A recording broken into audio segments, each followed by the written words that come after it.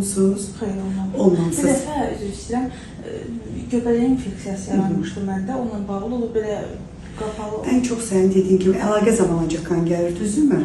Əlaqə olmayanda qan gəlmir ki. Əlaqə zamanı qanamanın səbəbləri müxtəlifdir. En çok uşaqlıq boynu patologiyalarında ola bilər. Uşaqlıq boynunda ektopik dəyişikliyi olanda, hər hansı orada bir yara defekti olarsa, bunlarda qanama ola bilər. Və yaxud uşaqlıq boyunda polip olarsa, bir də ola bilər ki, uşaqlıq yolunun aktiv infeksiyası olar. Çünki iltihabı olan bir yerdə, sahədə cinsi əlaqə zamanı damar keçici pozulduğuna görə qanama ola bilər. Həmən toxumalarda da əlaqə zamanı, kontakt zamanı qanamaya meyilli ola bilər. Göbələk olan yerdə də göbələklərin özləri də atrofiya verirlər. O da göbələk olan yerdə, infeksiya olan yerdə kandidoz. Burada da qanama ola bilər. Onun mütləq qədər bir ginekoloji müayinəyə baxaq görək ki, uşaqlıq yolu nə vəziyyətdədir, lazımsa infeksiya analizlərini götürək. Bir də ultrases müayinəsi ilə yaxşı qızım, zəhmət olmasa çıxaq kresloya.